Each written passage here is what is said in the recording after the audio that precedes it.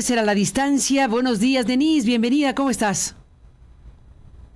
Un gran placer estar aquí. Igualmente, bueno, muchísimos temas, pero tienes la mirada puesta en el asunto de esta cuestión del fentanilo, porque bueno, pues hemos visto cómo en el caso de la amenaza de Donald Trump de un 25% de aranceles a México, Canadá y 10 a China, y el tema del fentanilo y la postura de Canadá respecto al asunto de irse rápidamente Justin Trudeau con Donald Trump, en fin, todo este panorama nos dice muchas cosas. ¿Y qué piensas tú de todo esto? Sí, quisiera comenzar, de hecho, hablando de cómo estoy percibiendo un cambio en la estrategia de seguridad de este gobierno. El gobierno de Claudia Sheinbaum parece ser que se ha dado cuenta de la disfuncionalidad heredada de abrazos, no balazos. La primera señal fue la operación Enjambre llevada a cabo hace unos días en una tarea conjunta. El Ejército y la Fiscalía del Estado de México fueron tras una banda criminal enquistada en el poder. Es un golpe a políticos y policías coludidos, del Estado de México. Y segunda señal del cambio en la estrategia de seguridad es, ante las presiones de Donald Trump, la incautación de 1,300 kilos de fentanilo en Sinaloa, y además el subir la prohibición del fentanilo junto con los vapeadores a la Constitución. ¿Qué revelan estas acciones, Carmen? Primero, pues cuán errado, cuán equivocado, cuán falso era el diagnóstico López Obradorista de que se había acabado la corrupción y la impunidad, Morena era diferente, nosotros no somos iguales, repetía una y otra vez. Pero la red delincuencial aprendida parcialmente en el Estado de México estaba formada por políticos, funcionarios, policías vinculados a Morena. Y segundo, cuán errado fue el discurso presidencial de que en México no se producía fentanilo, ¿recuerdan?, que no había laboratorios de producción en nuestro país. Y el operativo en Sinaloa de hace unos días sí demuestra lo contrario. Y tercero, la amenaza de Donald Trump de imponer aranceles del 25% a los productos mexicanos, si no se detiene el fentanilo proveniente de México, ha surtido efecto. Y además también vemos que la amenaza de imponer aranceles si no se lidia con China también está surtiendo efecto. Hemos presenciado en los últimos días el operativo contra el centro comercial que distribuía productos chinos pirata, y ahora, insisto, el tema de la prohibición de los vapeadores desde la Constitución. Me parece que México está llevando a cabo una serie de medidas, algunas que son performativas, otras sustantivas, como el caso de Sinaloa y del Edomex, con más firmeza, con menos prevaricación. Por ejemplo, el decomiso en un solo día en Sinaloa de más de la mitad de lo que se logró incautar en 40 meses de la presidencia de Andrés Manuel López Obrador. Y creo que surgen preguntas importantes al respecto, Carmen y el auditorio.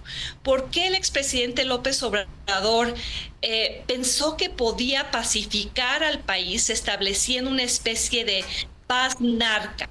La violencia no disminuyó y en cambio el avance territorial del crimen organizado sí se extendió.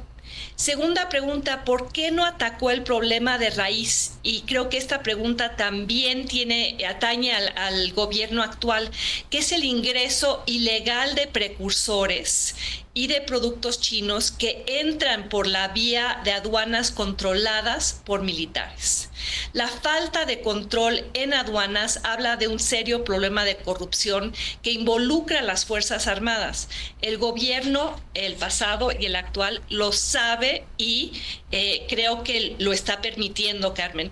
Si quieres hacer algún comentario o pregunta, este sería el momento. Después pasamos al tema de Canadá. No, más que pregunta, sí, estoy siguiéndote porque efectivamente estamos viendo por lo pronto lo que acabas de mencionar, el superdecomiso de esta semana donde las instituciones del Estado, bueno, pues dieron este golpazo que involucraría, según la información de la Marina, algo así como $400 millones, que traducido en pesos es Una cantidad que ya, comparando con el presupuesto, ¿qué se financiaría con $400 millones? Creo que el INAI, ¿no? Sí, exactamente. O dos INAIs, creo que dos INAIs, ¿no? Por cierto, que no le dimos una pompa fúnebre al INAI. Su extinción pasó, aparte de este programa y las críticas de muchos analistas y expertos en transparencia, sí creo que debimos haberle hecho una marcha fúnebre a una institución que fue muy funcional para intereses ciudadanos, periodísticos y protectora de derechos, con todos los problemas que tuvo el INAI, y lo sabemos, y también la fatuidad de algunos de sus comisionados que cobraron table dances al erario. Creo que estamos de acuerdo en que debió haberse limpiado, fortalecido a la institución en vez de destruirla. Y seguimos a la espera para ver si en realidad habrá un compromiso de transparencia desde la nueva Secretaría Anticorrupción. Pues tal cual. Y bueno, pues junto con pegado, al final de cuentas, estamos hablando del fentanilo, estamos hablando de una estrategia que parece dirigirse hacia otro lugar con mayor eficacia. A ver qué pasa con García Harfuch en Sinaloa. Dime tú qué piensas. Lo mandan a pacificar. Lo mandan a pacificar frente a un gobernador, Rubén Rocha, que ha resultado absolutamente ineficaz en el control de la violencia. Sinaloa, como sabemos, vive un estado de guerra con las escuelas canceladas, la población escondida en su casa. Parecería que no hay gobierno, no hay autoridad. Mandan a García Harfuch, yo creo que de manera demasiado tardía, porque el problema de Sinaloa, como lo escribía Adrián López en una gran crónica hace algunas semanas, no comenzó ayer. Hubo complicidad de parte del gobierno estatal desde hace años, de los gobiernos municipales y de la propia sociedad. Y eso me encamina al segundo tema que quisiera tratarte, Carmen. Fue sorprendente que la presidenta Claudia Sheinbaum decidiera señalar, criticar a Canadá porque enfrenta un grave problema de adicción por consumo de fentanilo. Ya abrió entonces otro frente, ahora que México enfrenta tantos que le están causando dolores de cabeza al gobierno, con Canadá, el otro socio comercial que, como vimos, nos sacrificará sin parpadear, si eso le permite negociar un tratado bilateral con Estados Unidos que sea más conveniente. Y no debemos demeritar o minimizar el riesgo de que nos saquen del TEMEC. Canadá está esgrimiendo desde hace semanas, prominentes políticos del Partido Conservador y el propio Trudeau sobre cómo México es un cómplice en permitir que productos chinos entren de manera ilegal a América del Norte en desafío al TEMEC, y argumentando con Trump que las aprehensiones, por ejemplo, de criminales, de narcotraficantes, de migrantes en la frontera entre Estados Unidos y Canadá son mínimas en comparación con lo que ocurre en nuestra frontera con Estados Unidos. México ya es una piñata electoral, lamentablemente, en Canadá. Incluso la propia negociadora del TEMEC, la última vez que se renegoció, Chrystia Freeland, del partido de Trudeau, salió a criticar a México, lo cual debería preocuparnos en esta coyuntura por las implicaciones que tiene. Hace unos días el Financial Times señaló, y con razón, que México está corriendo el riesgo de ser expulsado de América del Norte.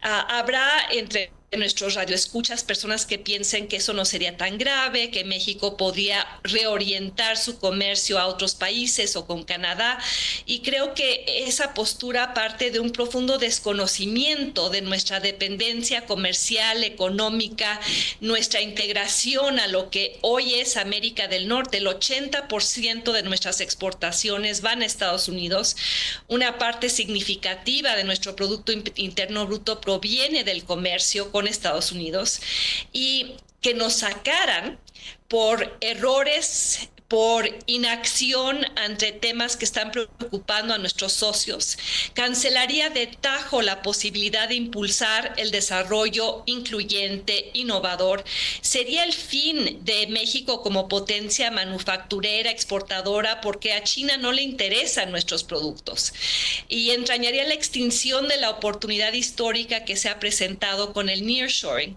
Me parece que una de las prioridades de este gobierno debe ser salvar al TEMEC, ya que China y otros países no son un buen plan B. Y no es momento de pelearnos con Canadá, sino de tratar de formar un frente común para enfrentar a Donald Trump.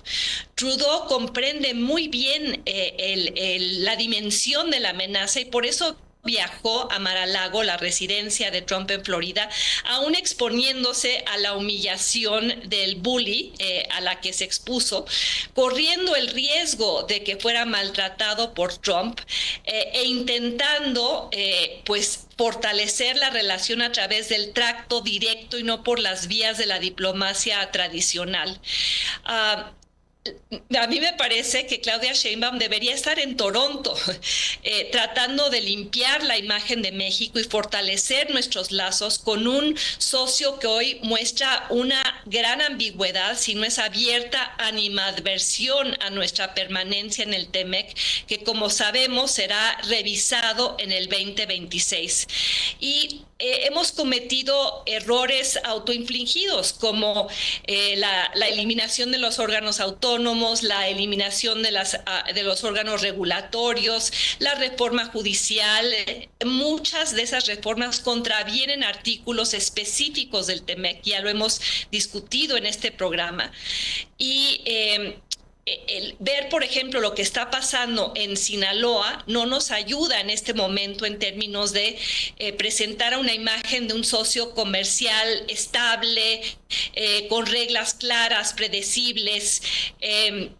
Me parece que Canadá, pelearse con Canadá en este momento es un sinsentido, dado cuán en riesgo está el TEMEC.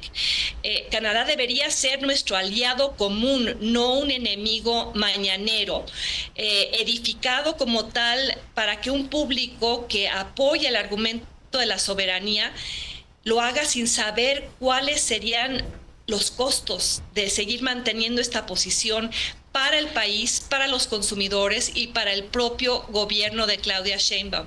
¿Qué opinas, Carmen?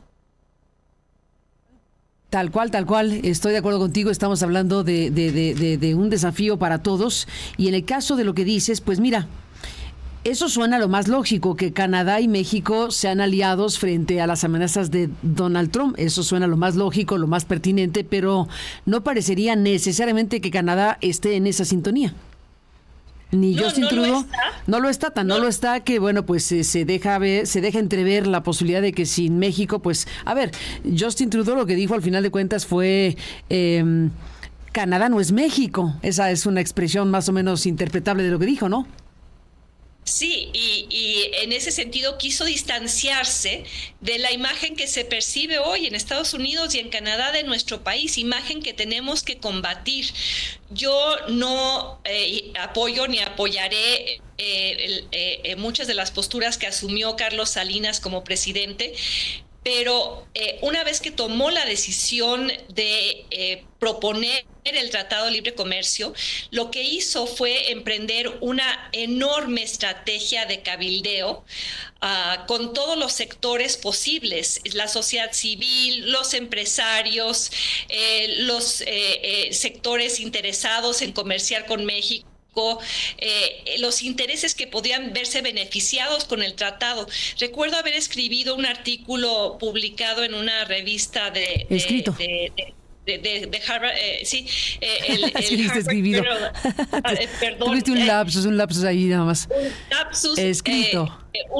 Un artículo publicado, fue mi intención, en el Harvard Journal of Press Politics sobre cómo el señor Salinas va a Washington. Y fue una estrategia muy exitosa porque en su momento logró convencer incluso a los canadienses que estaban ambivalentes frente a la incorporación del tratado, de que era una buena idea y de que los tres países se beneficiarían.